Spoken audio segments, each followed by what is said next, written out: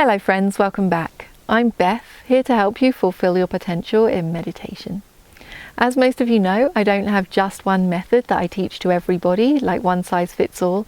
Instead, I much prefer to teach people one-on-one. And the reason is that you're all different. So please use these videos as a guideline. And if there's anything that isn't quite working for you or anything that doesn't quite fit, then be in touch and I'll be more than happy to discuss those things with you one-on-one. Today's video is about deepening and strengthening the perceptions of anatta or non-self when we're practicing vipassana. Now, you'll remember that whenever we are practicing vipassana, we're focused on the momentary arising and passing away of ultimate reality.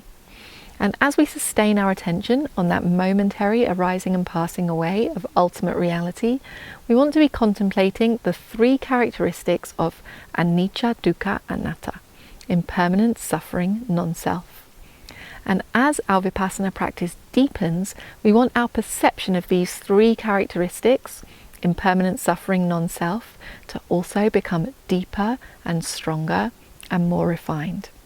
So today I'm going to speak about one way that we can deepen and strengthen our perceptions of anatta, non-self, using a fivefold method that we find in the Pali texts called no sami, nivasi, vedaka, karaka, aditayaka.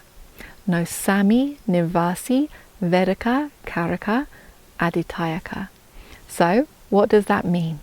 Well, sami is owner, nivasi is dweller, vedaka is feeler, karaka the doer, and aditayaka is like the controller or manager.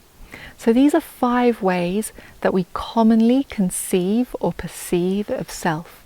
We might think, I am the owner of this part of self, of this part of self, of this experience of namarupa. We might think, I am the dweller. There's a me, there's an I that resides somewhere in this namarupa. We might think I'm the feeler. We might think I'm the doer. Or we might think I'm the controller, manager of the whole experience. And what this fivefold method is telling us is that we are not any of those things. There is no owner, dweller, feeler, doer, or manager. No sami, nivasi, vedaka, karaka, aditayaka. So how do we put this information into practice? Well, we want to take each of these 5 one by one, and we want to look for any perceptions of self that we may hold around that thing. So if we imagine there to be sami, an owner, then how do we perceive that owner to be existing? What form does it take for us? Is it a type of thought? Is it a type of belief? Is it a feeling that we hold in the body? When we've found that sense of the owner, we then want to practice vipassana on that. So let's say that for us, our sense of that sami, owner, is a certain feeling that we hold in the body. We can then break down the compactness of that feeling into nama and rupa and contemplate it all as being anicca, dukkha, anatta, impermanent, suffering, non-self. In the next case, we could look at nivasi, the dweller. Do we imagine that there's some me or mine dwelling inside of this namarupa? Some people, for example, have a sense that they themselves is somewhere in here between their eyes and their ears. So we can find where we hold that perception and we can then break it down into nama and rupa. We can see it's all momentarily arising and passing away, and we can contemplate it all as being anicca, dukkha, anatta, impermanent, suffering, non-self. We can then repeat the same thing for vedaka, feeler, karaka, the doer, and aditayaka, the controller or the manager.